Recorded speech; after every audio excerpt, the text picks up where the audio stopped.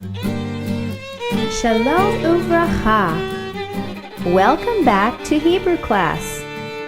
This is Tikva, and I'm your Hebrew teacher for the Torah Club.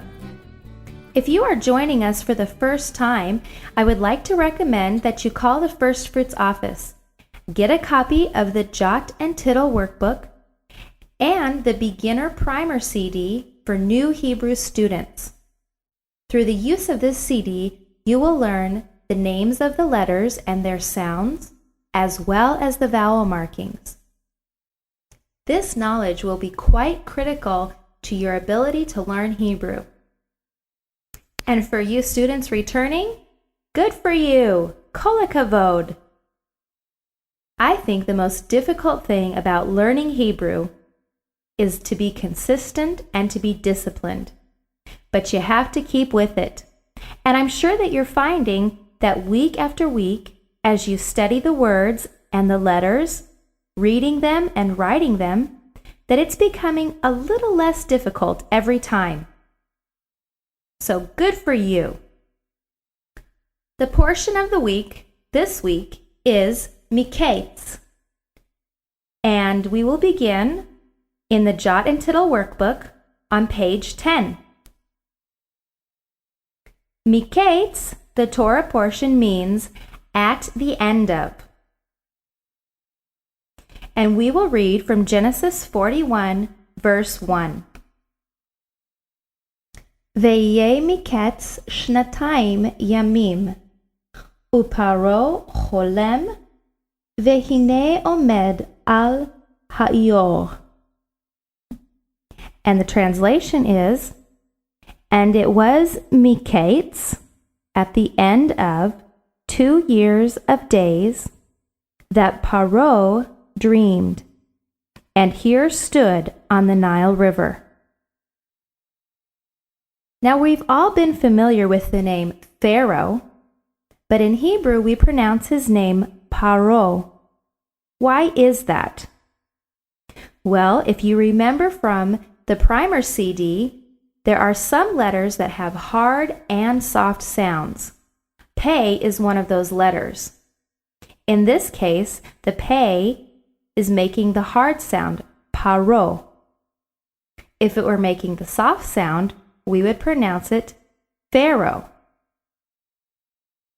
But in the Hebrew text, in the Tanakh, we pronounce his name Paro.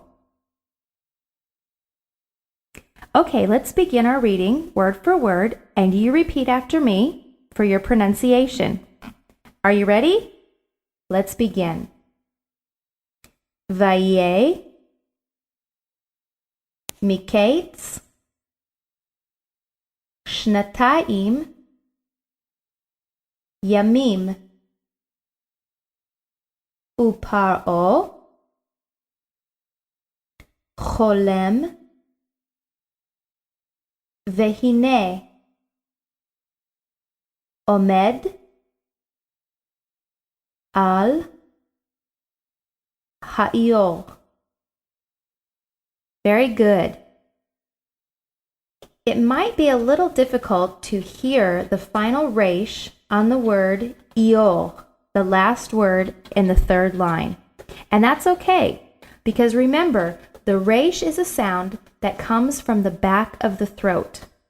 Following the E sound, it just kind of trails off a bit. Ha'io.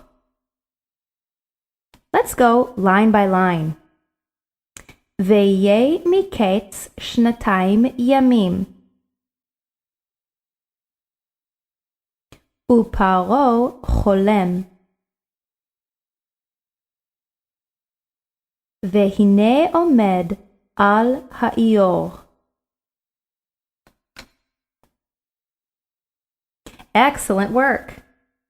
Looking now at the related words, we read that the word ketz means the end or destruction.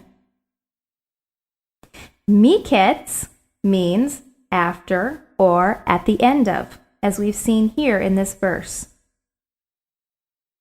At the end of can also be said as leketz.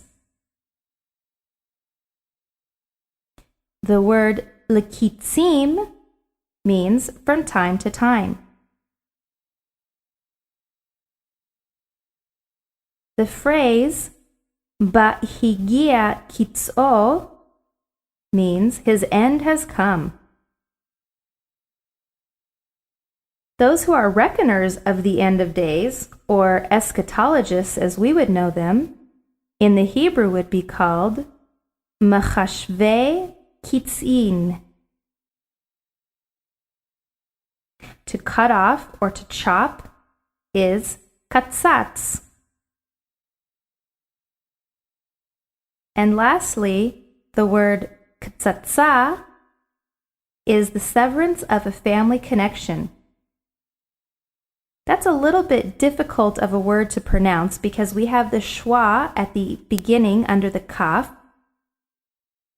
and we have a double tzadi. So the word katzatza is a little bit different than anything that we're used to in the English.